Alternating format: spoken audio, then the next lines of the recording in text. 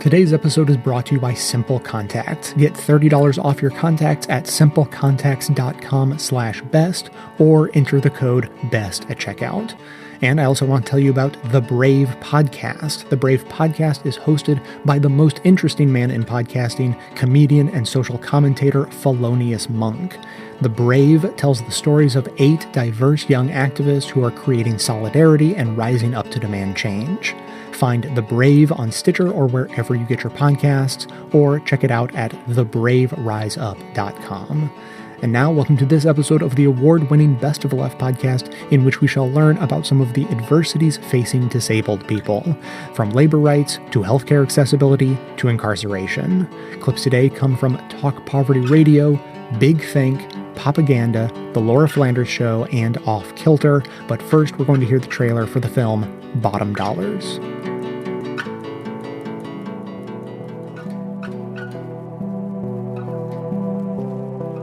People with disabilities are not capable of working. That's the biggest lie I ever heard.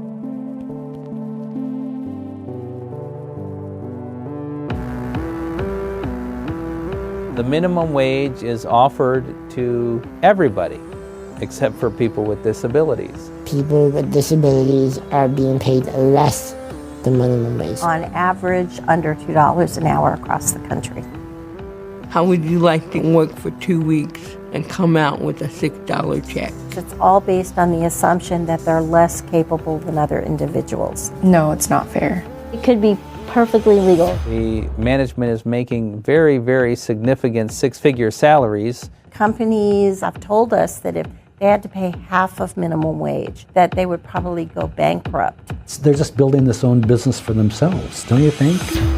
I'm a person with a disability, and I've been able to, find jobs that pay me what I deserve. I may have a disability, but I can still work. I oversee the Bob Boyd Honda Facebook page. It's great. I interact with customers. I talk to the workers. I get paid. I love it. I work at Powell's Bookstore.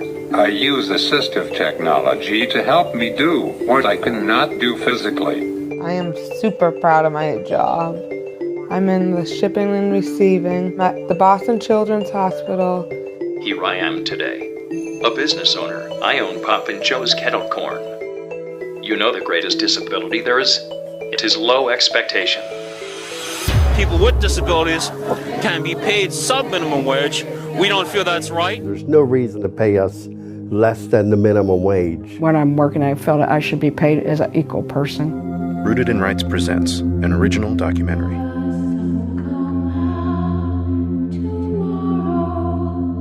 Bottom Dollars.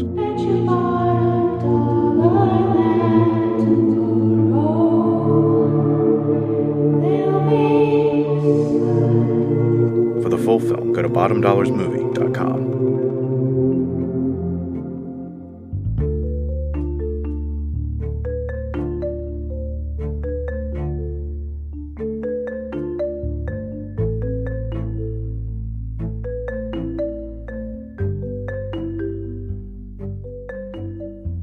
So, Cheryl Bates Harris, you are an expert on this issue, on disability law and disability rights.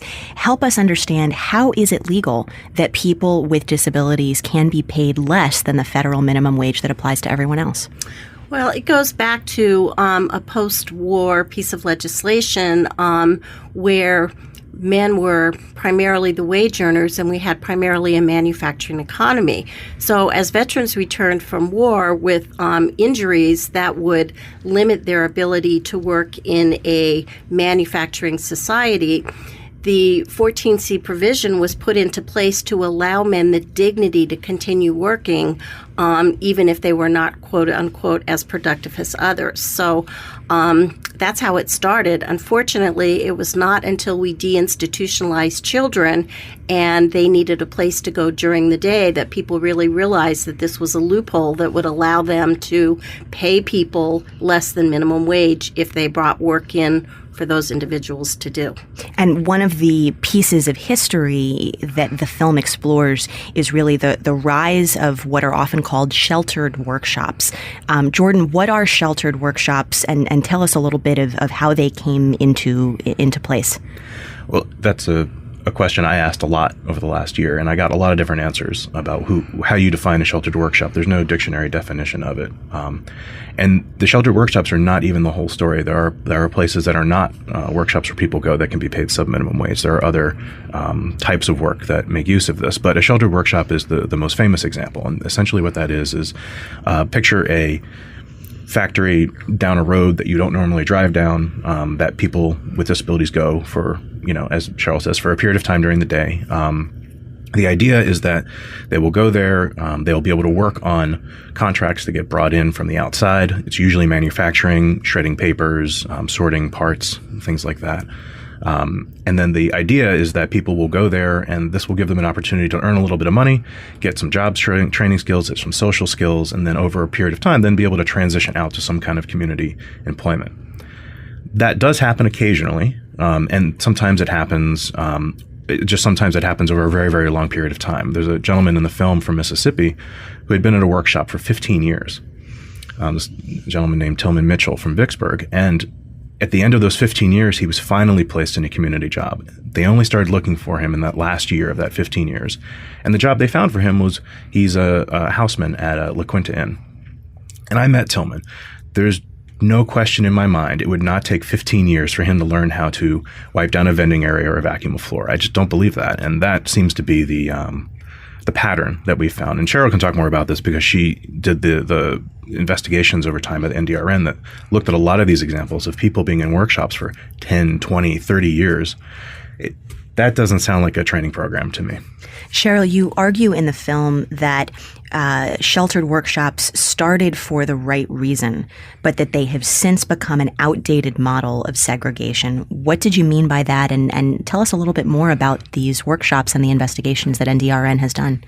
Well, the workshops originally started, I'm going to say, the late 50s, 60s, and certainly they flourished in the 70s. And the thought then was we were just starting to educate children in public schools.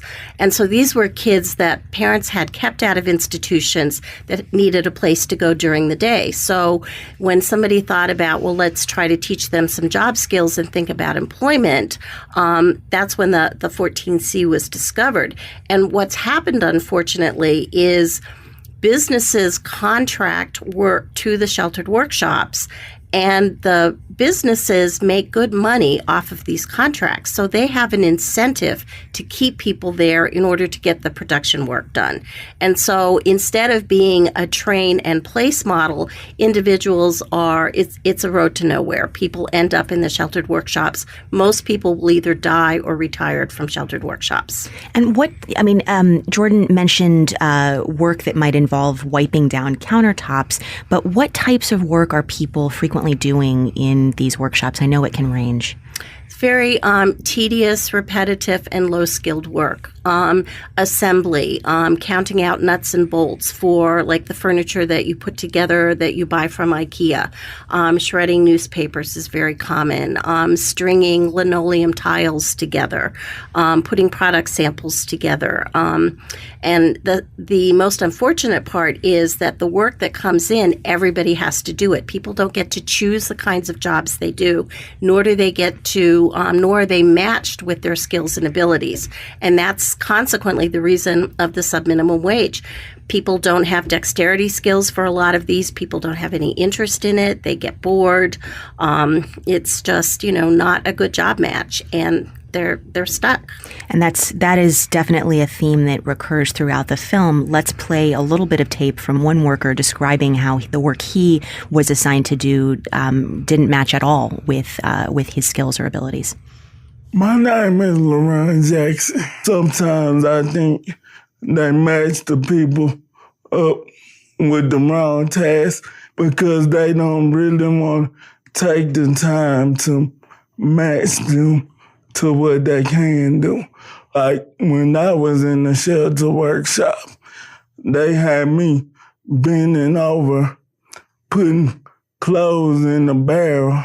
I had CP, so I couldn't bend over and then get myself back up. It took me a while to get myself back up. I had to ask somebody to get me up so I can reposition myself and then pick up some clothing and then bend back down to put it in the barrel. And after I got that check of $2.50 for working in a hot workshop with hot big fans, I said I quit. I can go find me something else to do. So in addition to the mismatch of work that people can be assigned to do, people also are paid very little. And obviously that's the thrust of this film. That the title of the film is Bottom Dollars, which couldn't sum up better what's going on here. But how much do people actually get paid for this work, Jordan? Well, none of this is really a secret. If you go to the Department of Labor's website, they have a spreadsheet where it actually shows where every single 14C holder is in the entire country. And so what we did is we took that and we did a Freedom of Information request. And we looked at several sheltered workshops, some of them which appear in the film and others which were just the biggest ones by number of people employed. And we saw some wages that were above minimum wage in the $9 area. We saw some that were more around the federal minimum wage. But then there were thousands and thousands and thousands of people being paid $5 an hour, $3 an hour, $2 an hour, 50 cents an hour down to 2 cents an hour, 3 cents an hour. 2 cents an hour. 2 cents an hour. And there are people in the film who actually describe after a day of incredibly tedious, as you mentioned, Cheryl, and also in some cases somewhat grueling work because of the mismatch with their abilities or skills, receiving their paycheck and it ends up being like $2.50 or $5 for an entire pay period. Yeah, and there's a gentleman we ran into named LaRon Jackson, the clip we just played, and he worked in a sheltered workshop, and he was completely mismatched. They had him gathering up clothes and putting it in the barrel, and then they would basically weigh the barrel at the end of the day and then pay him based on that. And he has cerebral palsy. He doesn't have great dexterity. He describes it pretty well in the film how kind of ridiculous it was that he was assigned this job. And what I think about when I think about LaRon is that he is now working at Disability Rights Mississippi. He is now an advocate who goes into sheltered workshops to help people get out. He's has his undergrad degree and he's planning to go to law school. So we had a guy who will probably go to law school, get an advanced degree, and become a lawyer one day. And we thought it would be a good idea to put him in the sheltered workshop and assign him to sort clothing. That doesn't strike me as starting with high expectations for someone or starting with what someone's dreams are, what they want to do.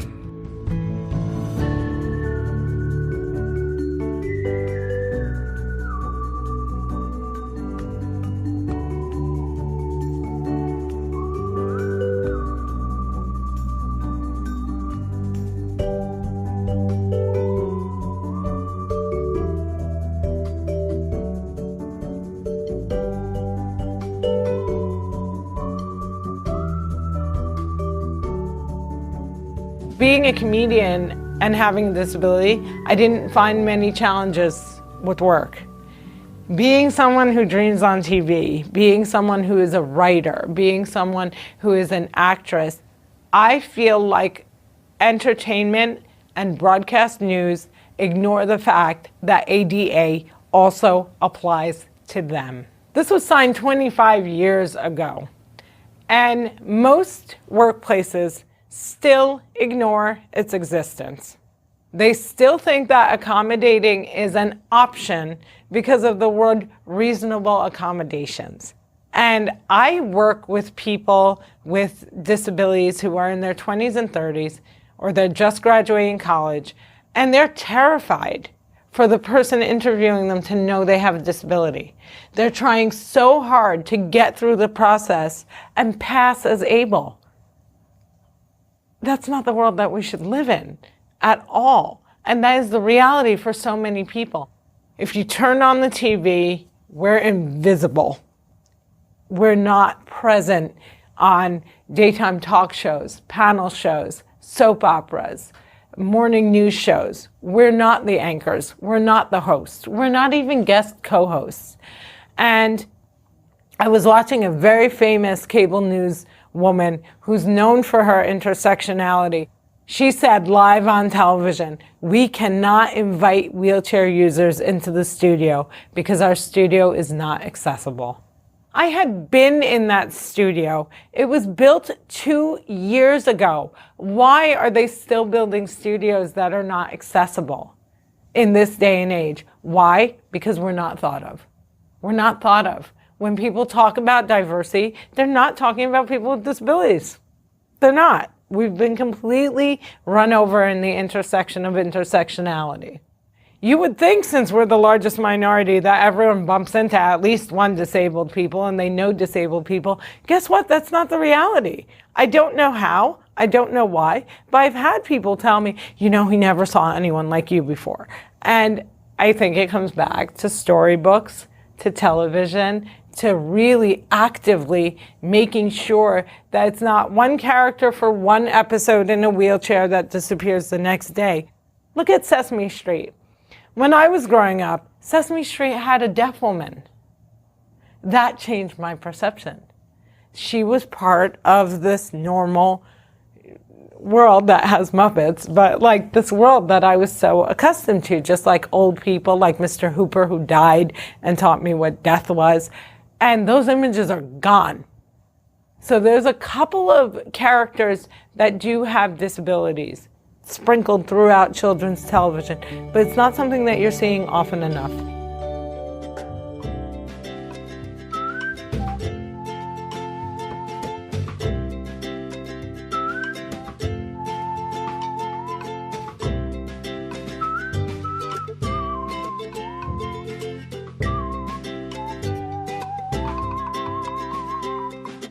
If you wear contacts, then you're familiar with the costs that come with the simple act of renewing your prescription. But now Simple Contacts is here to simplify the process and save you time and money. With Simple Contacts, you can renew your existing prescription by taking a fast, self-guided vision test right at home for only $20, a fraction of the price of going to your eye doctor. Now, to be clear, they're not trying to replace your periodic full eye health exams, since they don't write new prescriptions or fully examine eye health. But when all you need is to quickly check to see that your current prescription is still up to date so that you can order a new set of contacts, Simple Contacts is a no-brainer. After you take the vision test, a licensed ophthalmologist reviews it to make sure your eyes look healthy and that your vision hasn't changed. Then you're ready to order your lenses from their selection, which includes all of the brands and types of lenses you're familiar with. And if you need more convincing, you can check out their 4,500 ratings on the App Store with an average of 4.8 out of 5 stars.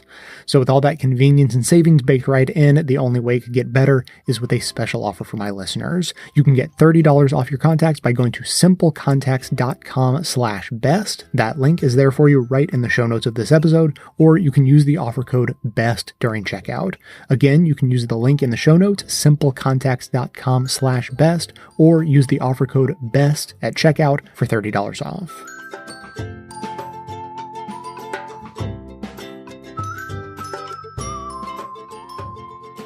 Today, we're talking about how prisons are designed to be invisible. This next story shines a light on one part of that system, how a third of people in prison have at least one disability, and how that's not part of the story most people hear about prisons. Our media and lawmakers don't often link these two issues, incarceration and disabilities. Cheryl Green shares this next story. Cheryl understands the power of pop culture in shaping public perception of marginalized people. She's a filmmaker. She just shot a documentary about artists who have traumatic brain injuries. Just a warning, this story has discussion of some pretty harsh realities. Cheryl will be talking about racist and ableist trauma, profiling, and a history of abuse. If you don't think you want to hear about that right now, just come back to this another time. Before the Declaration of Independence was even signed, the fledgling United States of America already had mental institutions, taking people considered insane out of their homes and tucking them into specialized hospitals. Sometimes they got treatment, sometimes they were shackled, starved, and abused. People with psychiatric disabilities were jailed more often than placed in hospitals in the early days. In the 1830s, a Boston schoolteacher named Dorothea Dix took a job teaching people in prison in Massachusetts.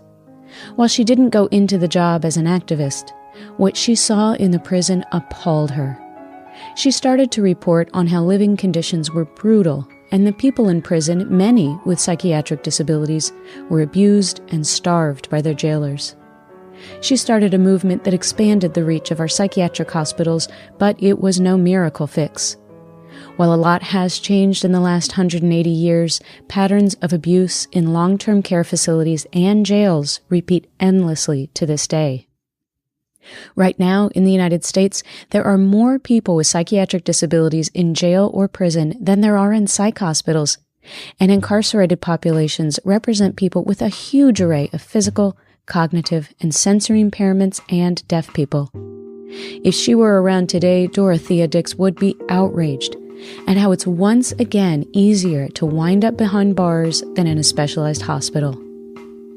Our current incarceration rates has something to do with our response to the abuse of institutions.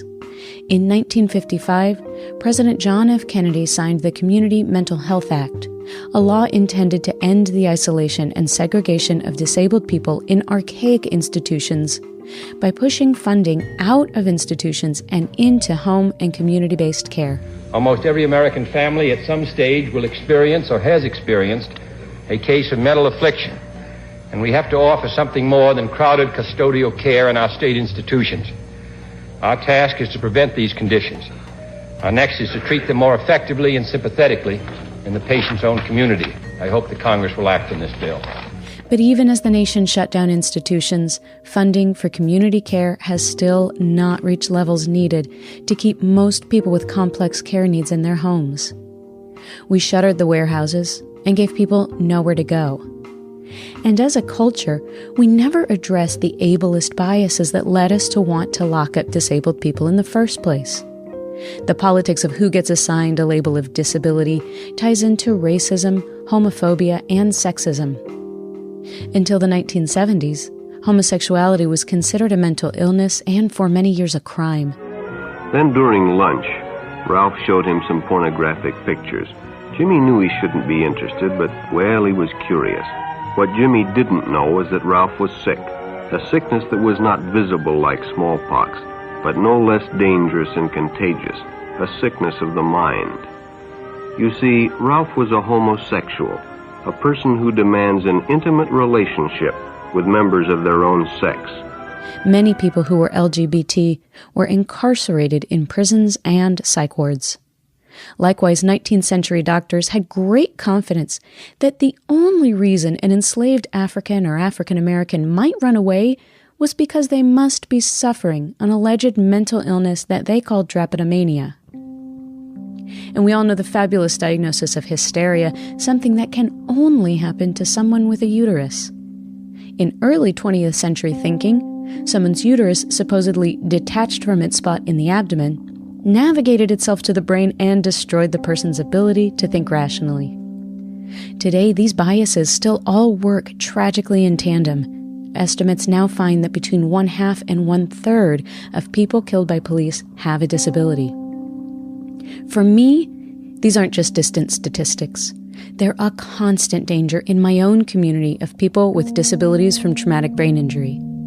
I've seen friends with traumatic brain injuries be incarcerated instead of getting rehab when they've spiraled into houselessness, driving under the influence, attempting suicide, and abusing drugs, all common for a lot of people with TBI.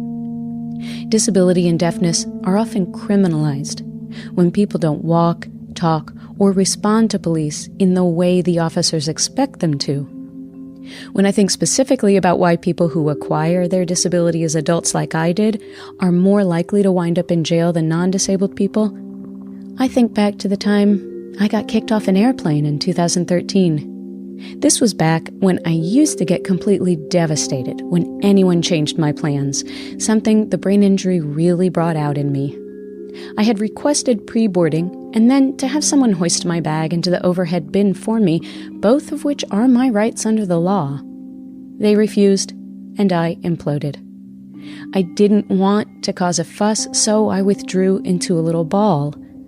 As my rage and frustration built, I crushed my glasses in my fist, obliterating them, and I refused to speak for fear that I'd only be able to scream. I was trying to make myself silent and invisible. But that was too much for the flight crew. They demanded I leave the plane, saying I was, quote, a safety hazard, and that the pilot refused to fly with someone who refused to communicate. When I made it back to the waiting area, I was in a sobbing rage. I threw my bags down and started cussing at the top of my lungs. Luckily, in cases of disability-related incidents, airlines are required by law to call in a specially trained complaints resolution official. The glasses I'd crushed had prism lenses to point my eyes in the same direction. Without them, the people, carts, and rolling bags were visually disorienting, and I kept getting lost trying to walk in a straight line. So the official held my hand as we walked to keep me from running into anyone. He got me a new ticket on the next flight. Then he led me to the employee lounge and let me wait there. When I got on my flight 5 hours later, I was too exhausted to care about my own frustrations. That made it easier to stay calm and follow orders and sit still. Thinking back to this incident, I know even though it wasn't a good situation, it could have turned out so much worse. Airports aren't exempt from police and TSA brutality. What kept it from escalating to that? I honestly believe it had a lot to do with the fact that I'm a small, cisgender, white woman. It's my privilege that kept me from being incarcerated. A lot of disabled people don't wind up as lucky as I was that day. The incarcerated population is 3 to 4 times more likely to report having a disability than non-incarcerated people. Storytellers from the Avid Prison Project report barriers they face that are pretty universal, such as having their wheelchairs taken away, being refused medical attention or prescriptions, and being punished and isolated instead of given accommodations, many of which are inexpensive and straightforward. Last year, I listened to activists and artists on a panel about race, disability, art, and incarceration held in Seattle. Dorian Taylor talked about their experiences being abused as a child and how their responses to abuse was seen as just acting out. Well, first of all, I want to start out by saying that I feel really honored to be here because statistically, I should not be here right now. That is something that I think is important to start off this conversation with, is that statistically, these systems are designed to keep people like myself away from these environments, is to keep me institutionalized. One thing that is different when people mention the school to prison pipelines and when they mention different forms of incarceration is that when you grow up like I did, you were never told that you could do anything besides end up in an institution. My incarceration started with mental institutions at 9 years old. As a Black Native American child labeled mentally ill instead of the victim of abuse, they got no counseling and care. Instead, they got incarceration in a mental institution and chemical incarceration through psychiatric drugs, leading to a cycle of isolation and further abuse. I used to go to a brain injury support group. Not long after my airport incident, a police chief came to our meeting to talk about police encounters. She told us about how we should wear medical alert bracelets listing our disabilities, so officers can ideally view us as disabled, not non-compliant. I ordered one online that same day. I was scared I might lash out in public again. I was afraid of a cop touching me. I was afraid of a cop punishing me for imploding and not responding, even though for me, it would be self-preservation. The bracelet said to speak slowly, quietly, and calmly. It said to write things down. I can't remember what else is said because I lost it. As many disability rights and justice activists state, this is not a matter of individual people's personal shortcomings, flaws, or failures. Disability and deafness are not, quote, what's wrong with you. Being disabled or deaf means existing in and creatively adapting to an inaccessible world while honoring and celebrating all aspects of your identity. Nowadays, I have much more self-control and I can communicate better under stress. With these added privileges, I don't have fear around my own situation anymore because I pass as non-disabled. Thanks are due to disability justice activists like those using the hashtag #DangerouslyDisabled on Twitter to share firsthand experiences around policing and incarcerating disabled and deaf people. Usually, in our media and pop culture, disability is considered a downer of a subject. Disability stories are considered niche, but they're not niche. Disabled people exist in every culture and community in the U.S. The imperative that we be hidden away in locked buildings is based on a culture's values, not a universal inevitability. It's up to us to keep up the fight for basic rights such as living in the community. And we can't stop there because disability rights are only part of one step in the call for disability justice.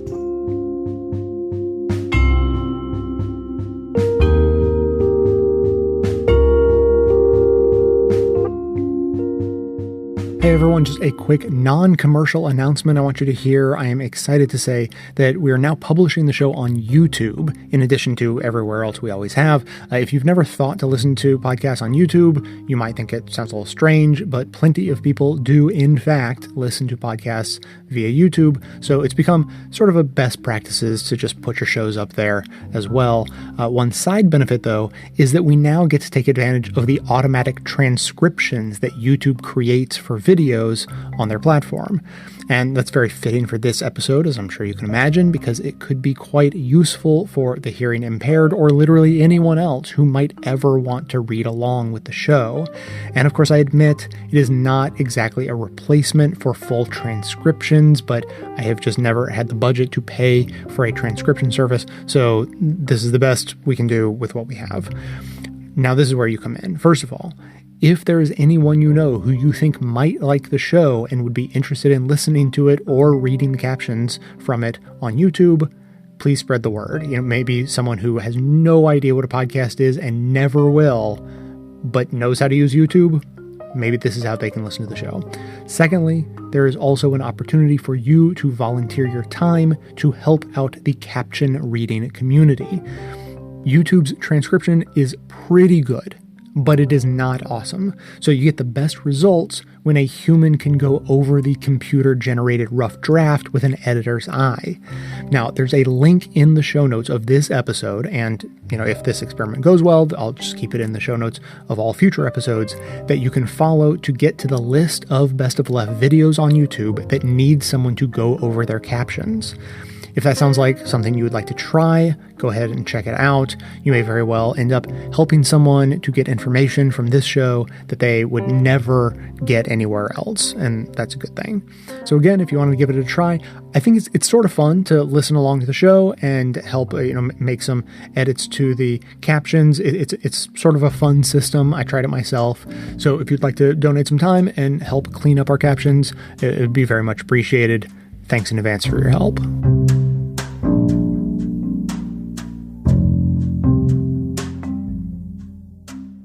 Safety. Every law enforcement officer and every politician will tell you that they're for it. And yet for many, police aren't the answer. They're a problem in the community, and today's policymakers are only making things worse. If what we're doing isn't making many of us safer, what might? Our next guest has gone on a search.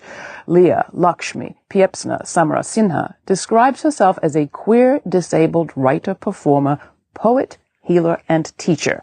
Inspired by poets June Jordan, Suhair Hamad, and what she calls the whole women of color pantheon, she's the author of several books of poetry, including Consensual Genocide and the Lambda Award-winning Love Cake. She's a new book of poetry, Body Map, and a memoir, Dirty River, out this year.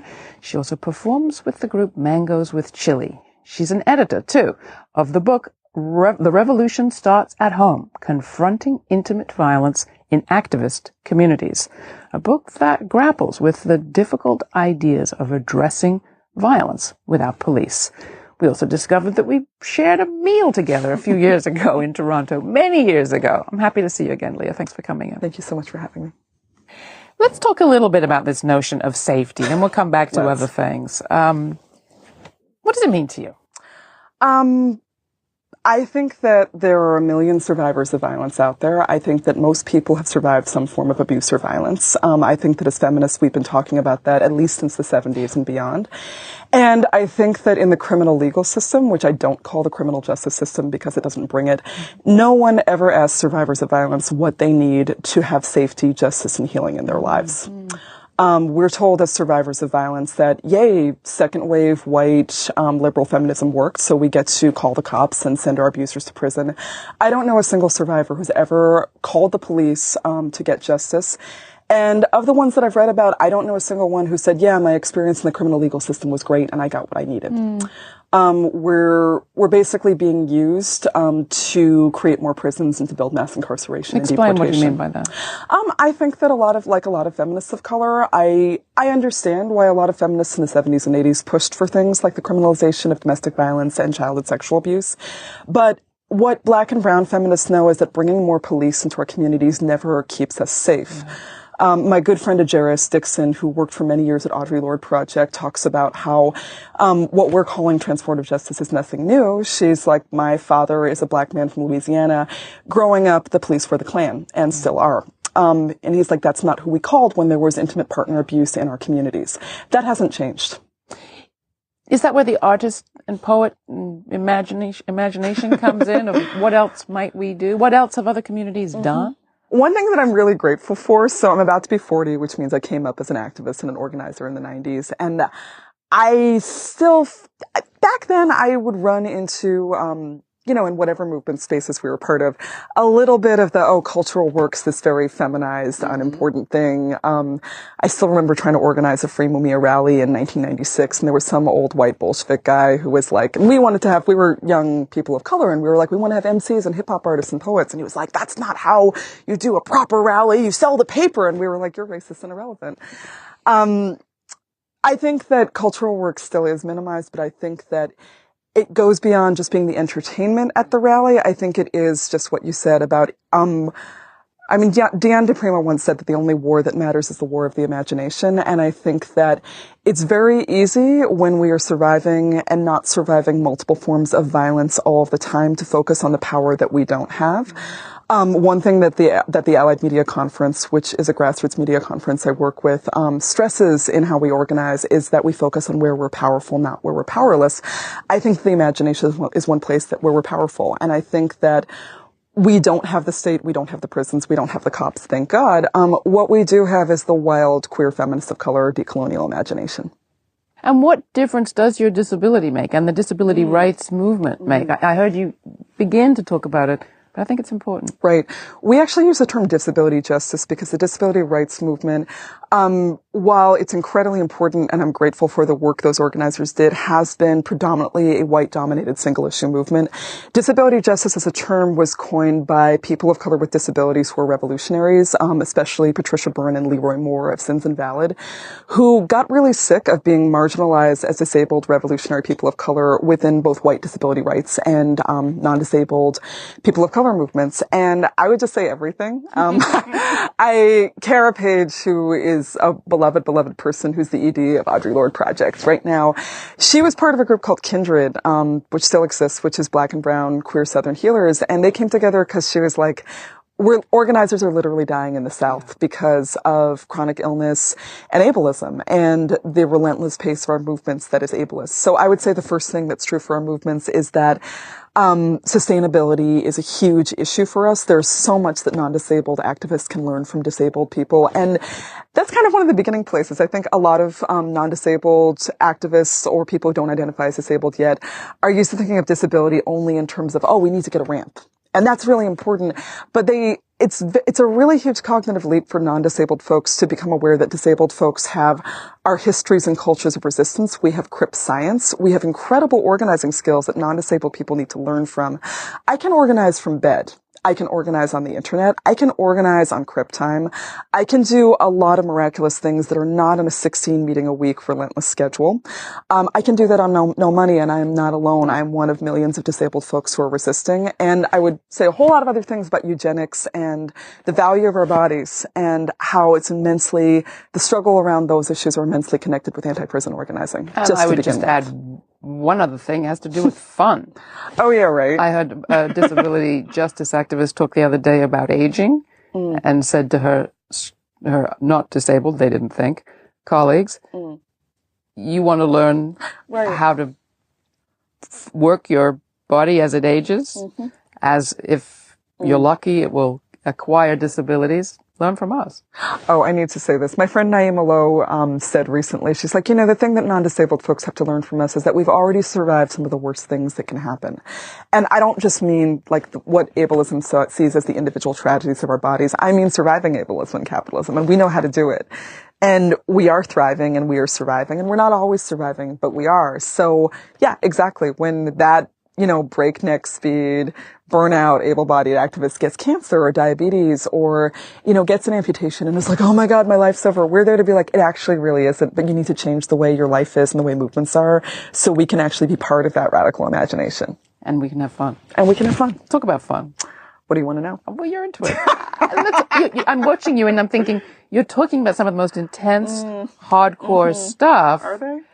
And yet you're clearly relishing it. I'm not dead. I was like many survivors who make it to 40. I was not supposed to. I'm going to quote somebody who's going to make you cry. I mean, June Jordan, right? The revolutionary queer black poet, cancer survivor and, cancer not survivor, said right after 9/11, some of us did not die. I guess it was our fate to live. So what are we going to do about it? I was talking with one of my chosen family members who is also a hardcore survivor, is 42, who painted this cane, and they were like, we made it. And now what do we do with it? We survived and we have all that knowledge. I'm thankful every day, and not in some weird bougie Christian way. I'm just like, I get to be alive. I get to have made it through some of the roughest stuff. And that's not to say that there's not going to be disasters that keep coming. I have a poem in the book called The Worst Thing in the World, which is the truth is it will keep happening. We're about to run out of water in California in a year. Octavia Butler was right.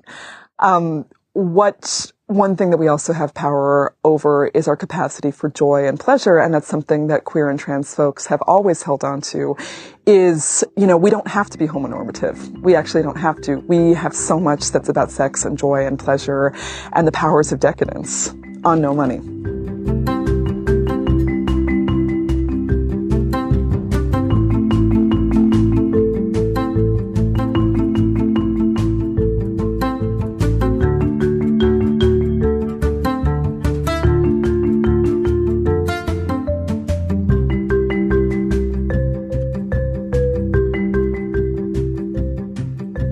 You've reached the activism portion of today's show. Now that you're informed and angry, here's what you can do about it. Today's activism: call Congress to support the Disability Integration Act.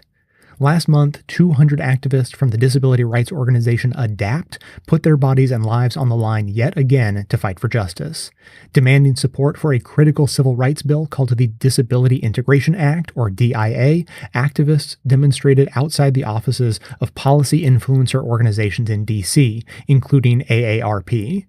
They blocked ARP employees from leaving in their cars, risking injury and arrest to be heard. The standoff lasted 6 hours with temperatures in the 90s before police intervened. No one was arrested, but police carried away a man in a wheelchair and took the key from another's powered wheelchair, effectively paralyzing them. It's important to remember that it was disability rights activists that made the news last summer as the Affordable Care Act and Medicare were under attack. The images of people in wheelchairs being physically dragged from the Capitol and from Mitch McConnell's office had the desired effect. Those valiant efforts were critical in a down-to-the-wire victory where millions of Americans, both able-bodied and disabled, would have been affected. Now the disabled community, which makes up nearly 19% of the population, is demanding their former healthcare allies like AARP return the favor. In a Think Progress article, ADAPT organizer Bruce Darling said, quote, "People for the first time on national television saw disabled Americans being dragged away and disappeared. But that, for us, happens every day. They are taken from their homes and forced into institutions. We are just dramatizing the conflict," unquote. Darling is referring to an unfortunate gap in the Americans with Disabilities Act, the need to make it easier for people who require long-term care or long-term services and supports to stay in their homes and communities instead of being institutionalized against their will. The Disability Integration Act, DIA, is civil rights legislation that would address that gap, building on the 25 years of work that ADAPT has done to end the institutional bias and provide seniors and people with disabilities home and community-based services as an alternative to institutionalization. Despite a favorable Supreme Court ruling in 1999 and increased Medicaid funding through the ACA to address this problem, unwanted institutionalization is still rampant in the vast majority of states. The DIA would not amend the ADA, but would strengthen the Supreme Court integration mandate and create federal civil rights laws for those in institutions. Unfortunately, as with everything, the political struggle to pass the DIA comes down to money in politics. Republicans receive donations from the owners of these institutions, and Democrats receive donations from the unions within the institutions. Both have received major donations from the nursing home industry. Even though providing home care services is dramatically cheaper for a state than institutionalization, campaign contributions continue to trump good economics and civil liberties. So what can you do? Call your members of Congress today to let them know you support the DIA. Spread the word about the DIA and the injustice of forced institutionalization on social media using the hashtag DIA Today, and get involved with ADAPT by visiting adapt.org. To learn more about the Disability Integration Act, visit disabilityintegrationact.org. And finally, the National Organization Project, a collaboration between ADAPT and National Council on Independent Living, is collecting personal stories that they can use on Capitol Hill when talking with legislators. To share yours, go to advocacymonitor.com. The segment notes include all of the links to this information as well as additional resources, and as always, this and every activism segment we produce is archived and organized under the Activism tab at bestoftheleft.com. So if defending the civil rights of all Americans is important to you, be sure to hit the share buttons to spread the word about telling Congress to support the Disability Integration Act via social media so that others in your network can spread the word too. Can you stand up and be counted as a body in a crowd? Put your name on a petition with your signature so proud. Can you raise your voice so loud as you stand with head unbowed, weather beating on your brow, demanding answers here and now? 'Cause that's how you make a difference in this fickle world of change. Civil disobedience by people with disabilities is hardly a new phenomenon.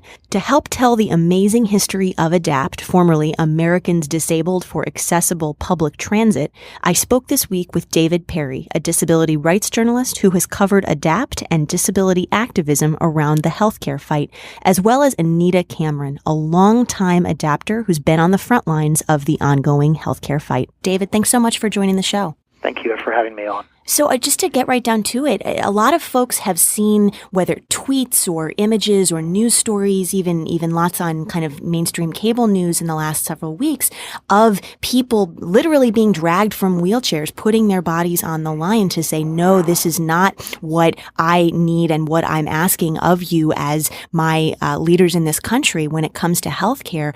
A lot of that has really opened eyes, but this is not anywhere close to the first time that we've seen this kind of civil disobedience by disabled protesters. I would love if you would help us know a little bit of the story of ADAPT. Yeah. Who is ADAPT? Yeah, so I know you're going to have some adapters on later to talk, and that's they'll be able to tell you their own experience. But let me talk a little as a journalist and as a historian.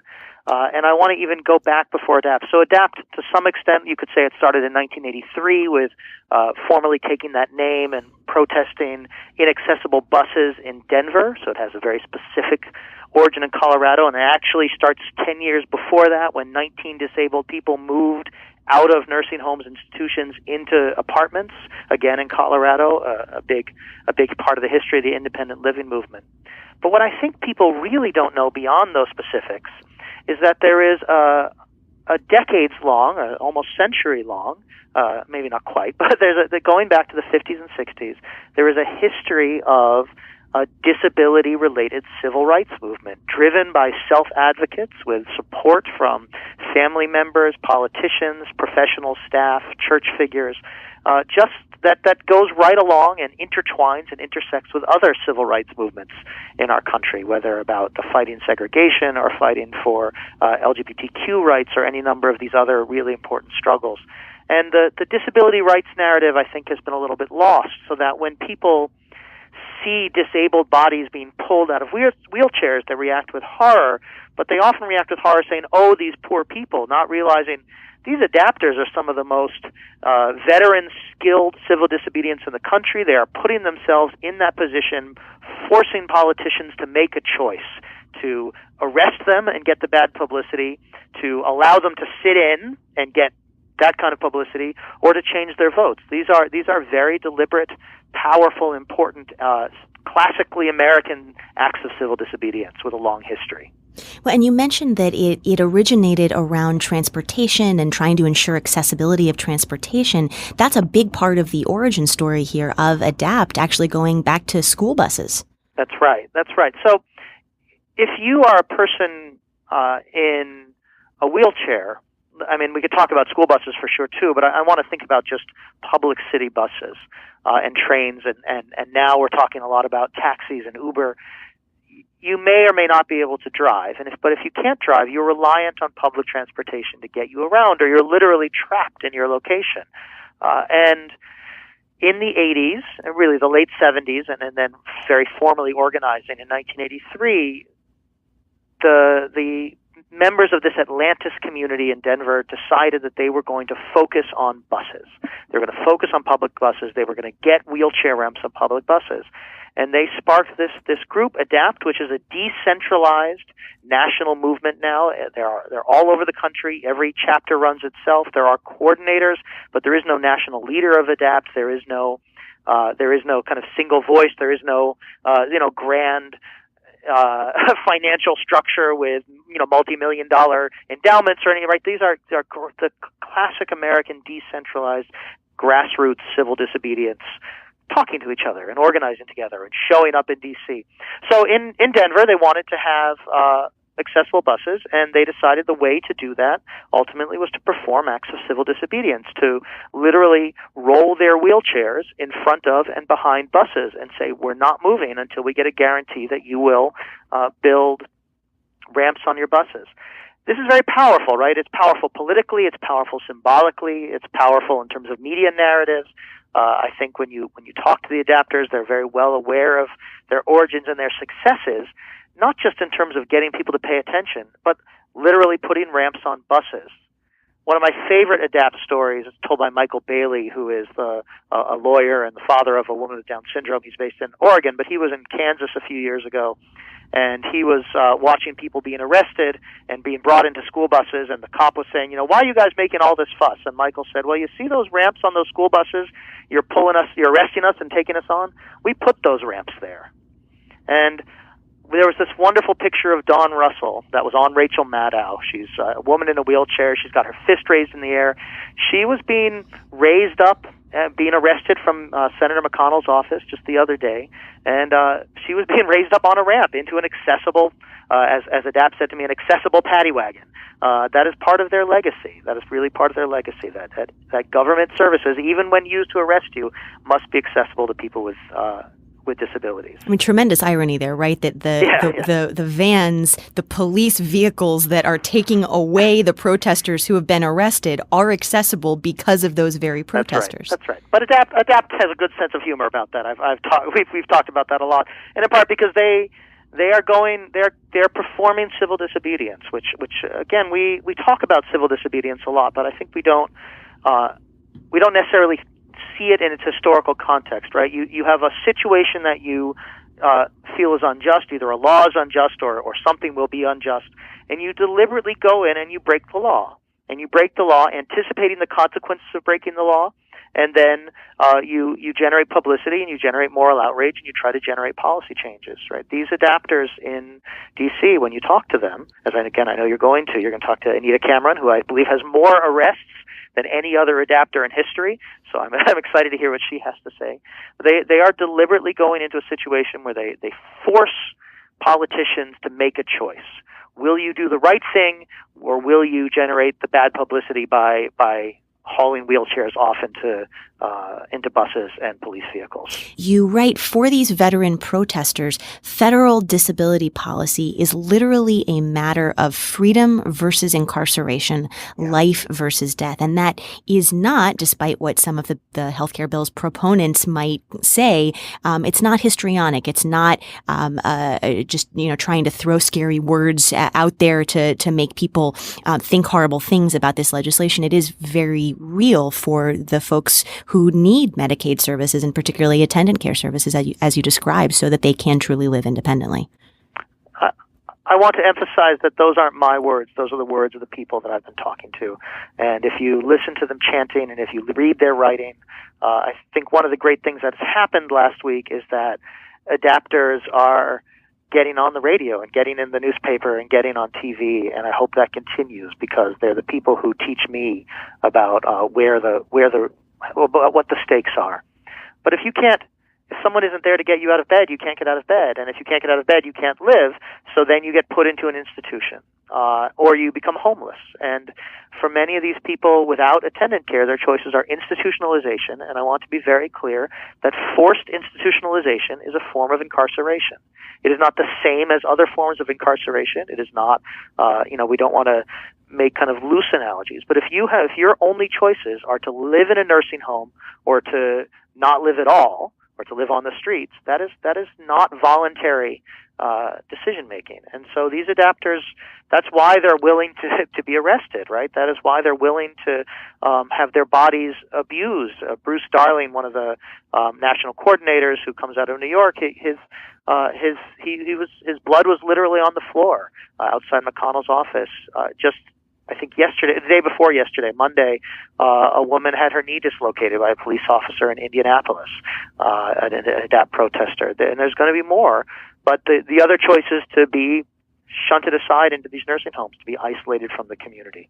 So one of the things that you've been doing in the last couple of minutes that I have with you, you spend a lot of time tweeting out information and I would encourage everyone to follow you. Your handle is LollardFish, LOLLARDFISH.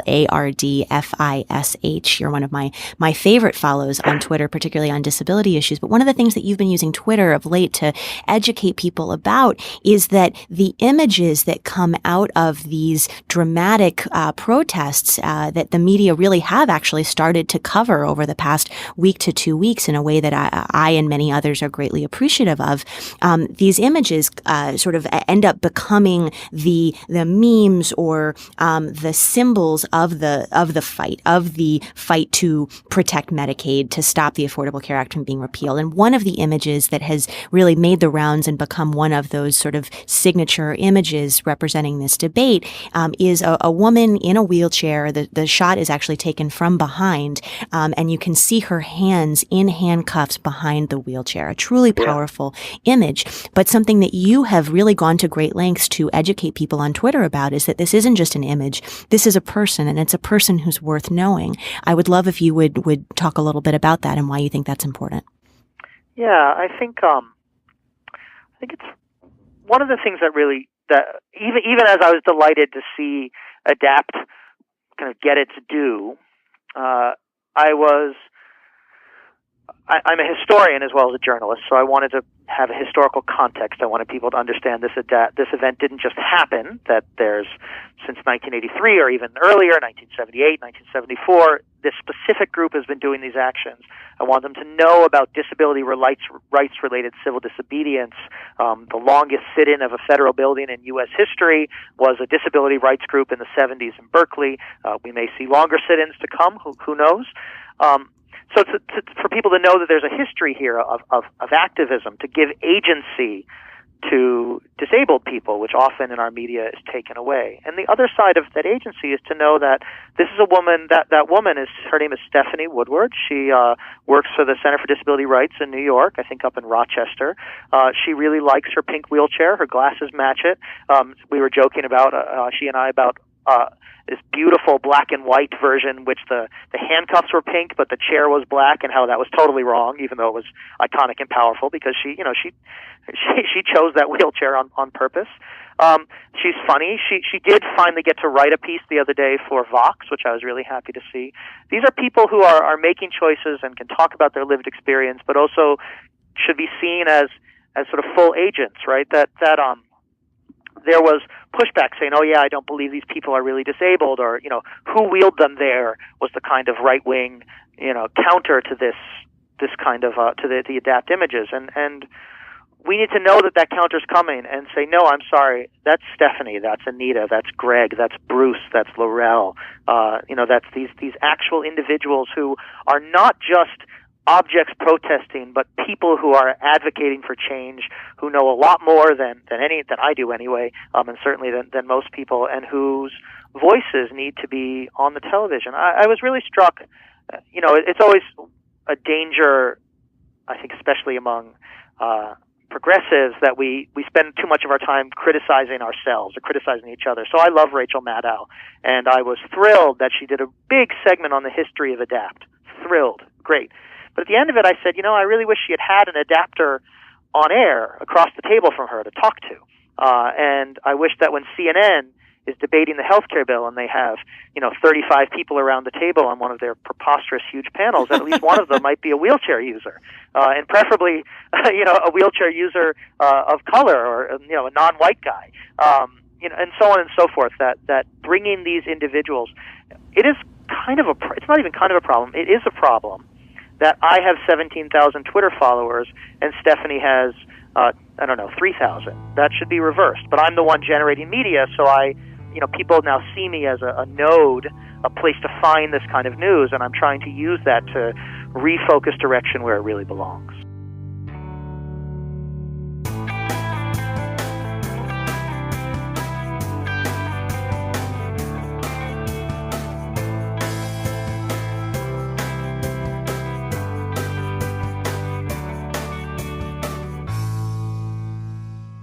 We've just heard clips today, starting with a trailer for the film Bottom Dollars, followed by a discussion about the film on Talk Poverty Radio. Big Think asked the question, why are people with disabilities still invisible in the workplace? Propaganda looked at the intersection of disability and incarceration. The Laura Flanders Show had a conversation about moving beyond disability rights to disability justice. Our activism for today is in support of the Disability Integration Act. And finally, we just heard Off Kilter discussing the history of civil disobedience in disability activism. As always, you can find links to each of these segments in the show notes for easy reference and sharing. And now, we'll hear from you.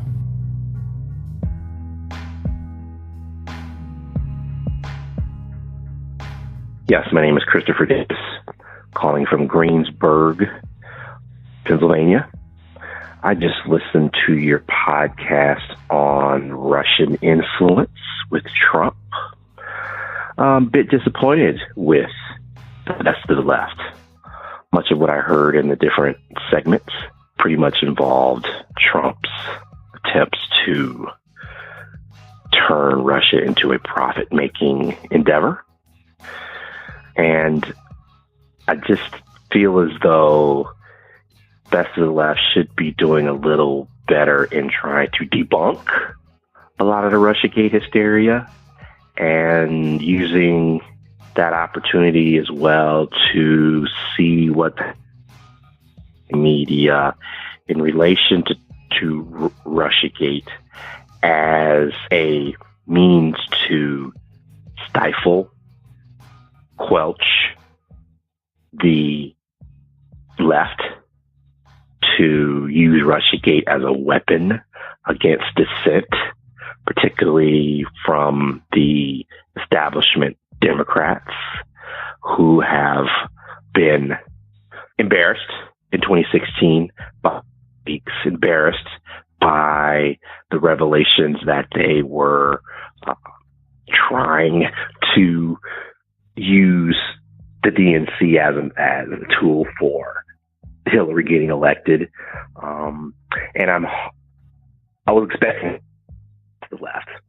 And I think it's time maybe you do a show where we're seeing the realities of Russiagate, particularly in terms of it affecting far left activism, far left programs and ideology that challenge establishment Democrats, that challenge establishment politics, and particularly with her, and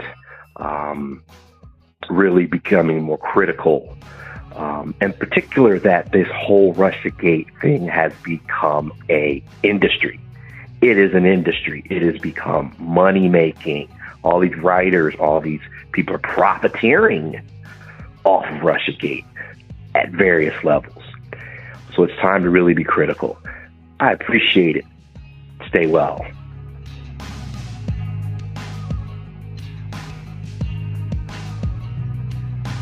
Thanks for listening, everyone. Thanks to the volunteers who help gather clips to make this show possible. Thanks to Amanda Hoffman for all of her work on our social media outlets and activism segments. And thanks to all those who called into the voicemail line. If you'd like to leave a comment or question of your own to be played on the show, simply record a message at 202-999-3991.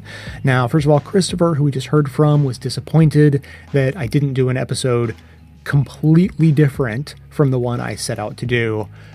So I take his point to a certain degree, but here's a little story of how that episode about Trump and Russia came to be. Genuinely, I set out to make an episode about Trump and his history of corruption. And when you do that, you cannot help but fall headlong into story after story after story about his long, long history with Russian oligarchs and people who need to launder money and all of that sort of thing. So it just sort of became a Trump-Russia episode, even though I tried to just make a Trump corruption episode. So, yeah, I wasn't going to veer off and dissect how the DNC and MSNBC are spinning Russiagate into something completely bizarre. That is an episode. That's a topic that we could talk for a long time about.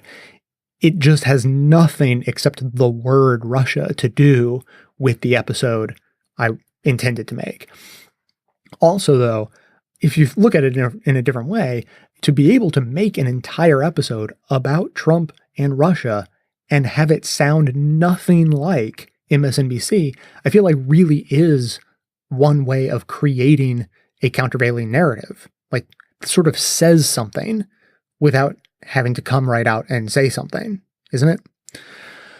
Okay, second thing today, I had two listeners write in. I didn't expect this, but I suppose I'm not surprised by it. Two listeners wrote in with pretty similar concerns after the Confederacy episode, at the end of which I said something that I don't doubt could have been construed as defending something that was said by a guy who was defending his use of the Confederate flag. It was the clip I played from Last Week Tonight with John Oliver and sort of dissected that a bit. I have no doubt that plenty of people understood what I said. No doubt that a handful of people, or maybe a lot of people, misunderstood.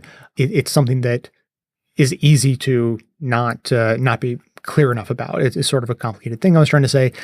I have no doubt that I wasn't clear enough. So let me clarify. A quick recap of what was said in the clip. Black guy comes up to a white guy, says, "Why are you holding that Confederate flag?" The white guy says, "My great-grandfather fought under this flag to defend his farm." Black guy says, "Oh yeah, who worked on that farm?" White guy says, "My family did. We were poor. Do you have any idea how expensive slaves were back then?" And that's the whole clip, and John Oliver made fun of it and said, hey, if you're trying to argue how expensive slaves were to a black guy, then you've lost the argument. And my point was, yeah, it's a terrible, terrible argument. It makes no sense. But if that's what his genuine belief and argument is, then there's value in understanding how he came to that, understanding the mechanics of how his argument works to him, so that you can reverse engineer and figure out how to have a conversation with that person and make progress rather than shouting and making things worse. So I tried to have a conversation about the importance of understanding where a person is coming from. And undoubtedly, it came across as sounding like I was open to his idea or saying, actually, his argument may have some merit. And that is not at all what I meant. So I say a lot, it's really important to understand the difference between explaining something and excusing it. It's really important to be able to understand where people are coming from, and that's a big difference from actually being open to what they're saying or giving merit to what they're saying. So when it comes to argumentation and discussion, I believe in the Daryl Davis school of argument, which is not really to have an argument at all, but to have a conversation. So I'm going to play just a short clip. This is Daryl Davis being interviewed, and it's from a longer segment. This was actually in the rerun episode that I played recently. So it was from an episode of like a year ago or more. So it was in the rerun. I think it was the last segment, but I'm just going to play a little short piece of it. What specifically, in all the conversations that you've had with these Klan guys, what do you think that you do differently that a lot of other people don't? I think what I do differently is I give them a platform to express their views honestly in a safe place where, they're dealing with their alleged enemy, a black person. I give them a space in which they can express their views without fear of attack or retaliation or whatever, and allow them to discuss them. And most importantly, have a conversation with them. You don't have to respect what they're saying, but you need to respect their right to say it. Nobody wants to be wrong. We all want to be right. And so if somebody says something to you that goes against, what you have believed from the day you were born, but there's a little spark that says that piques your curiosity that you think that person might be right, you're going to begin to shift in that direction. It might not be an overnight turnaround, but over time. I've never gone and said, you know what, you need to get out of this organization, you need to stop this nonsense, blah, blah, blah. Or I don't go on CNN and talk about them and bash them and then tell them to send me their robes and hoods. That doesn't work. It's like dog fighting. You get a dog that's already predisposed to being mean. And, there's certain breeds, that have that disposition, say a Rottweiler, a pit bull, or what have you. And they take these dogs and they beat these dogs, even beat them even more and make them even meaner. And then they put them in the pit with the other dog to fight. So it's like that. If you have something that's mean and you're mean to it, you're making it meaner. You can't beat the meanness out of it. By beating it, you're increasing it. Same thing with hate. If somebody hates you and you're beating on them, they're going to hate you more. It's not like, I'm going to beat the hate out of you. But you can drive the hate out with logic and love and respect. Mm-hmm. And that's the example that I have set. And for me, it has worked. Now, I strongly recommend that everyone go listen to the full interview. You just Google the terms "how to argue," Love and Radio. That's the title of the episode and the name of the show. It's a 2-part episode. Go download them both, listen to the whole thing. So the Confederate economic argument, that the idea that, well, if my grandfather or great-grandfather was poor and he didn't own a slave, then he wouldn't have fought to support slavery. And that is not a good argument. I said this more than once in the previous episode. It's not a good argument. It doesn't make any sense if you understand more about the world, but it's important to understand that people believe that. And to make this as crystal clear as I possibly can, let me tell you a little guilty pleasure that I've had recently. I have just discovered that there are tons and tons of videos on YouTube explaining why people think the earth is flat. Look, I've heard of the Flat Earth Society. They've been around forever, but there seems to be this renaissance of flat earth theory. So I came across these videos. I was fascinated like a train, looking at a train wreck, and I've watched a whole bunch of them now, and I have learned a lot about why people think the earth is flat. But that doesn't mean that I have budged in my thinking about the roundness of the planet on which we live by 1% or less. So to me, the flat earth whole idea is a perfect example of the dangers of a small amount of knowledge. All these people who believe the earth is flat, they know a little bit about stuff, and they don't know the context. They don't know how to examine this little bit of knowledge that they have. They don't know how to extrapolate from the little bit of knowledge they have. So they just like make some jumping guesses like, well, I know this little bit, so I can assume this or that. And they go off in these bizarre and profoundly incorrect directions. So to me, I think that white supremacy is sort of similar. Not understanding it or having a very little bit of knowledge about what the whole concept of white supremacy is going to tend to lead you in very, very wrong directions. So regarding the John Oliver clip, my main point was that you're likely to have better luck trying to understand what a person is saying, rather than just laughing at them. And if I wanted to convince someone that the earth is round, I would want to understand why they think it's flat in order to have a starting place for the conversation. Now, I know some people say, like, look, it's not a debatable point. I'm not willing to have that debate. And that's absolutely fine. What I've just laid out is how I think it's best to argue. And I recommend that people make their arguments in this way. But I absolutely stop short of condemning those who just don't feel up to it, using the analogy that Daryl made in the clip. If you don't have the emotional capacity, the energy, the time, whatever, to adopt an abused dog, that's fine. I don't blame you. Just don't kick it and make it meaner. If you don't have the patience to debate conservatives or Confederacy defenders or white supremacists or Klansmen or whoever, then I don't blame you. But don't kick them and make them meaner. That's working against the ultimate goal. So having those kinds of conversations doesn't have to be everybody's job. But for those of us with any amount of emotional energy available to engage in that debate with the goal of trying to make individual people and the world as a whole better, I think we should be having those conversations, and I think we need to know how to have them. So within reason, I am willing to meet people where they are and hear out their nonsense in an effort to figure out how to bring them back to the path of truth and facts. Like, that flat earthers often don't believe in gravity? Like, some do, some don't. It's sort of a mixed bag. But that's the sort of thing that you learn when you watch a bunch of videos explaining why the earth is flat. And it's not so different from Confederacy defenders not believing in white supremacy. I mean, except I'm willing to admit that it's just slightly harder to prove the existence of white supremacy than gravity.